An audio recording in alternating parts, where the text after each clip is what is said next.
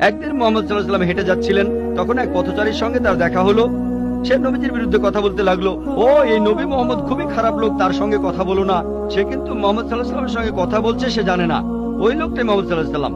সে নবীজির কাছে বলল, পথে হাঁটতে হাঁটতে নবী মোহাম্মদ খুবই খারাপ লোক, তার কথা শুনো না, তার কথা শুনলে বিপর্যয় হয়ে যাবে, সবার জন্য খারাপ হবে। লোকটা নবীজিকে বলল, তবে আপনি খুব ভালো মানুষ, আর আপনাকে সাবধান করছি ওই মোহাম্মদ লোকটার কথা শুনবেন না সাল্লাল্লাহু আলাইহি ওয়াসাল্লাম। সে ভণ্ড, নাউজুবিল্লাহ, সে খুব খারাপ মানুষ, নাউজুবিল্লাহ।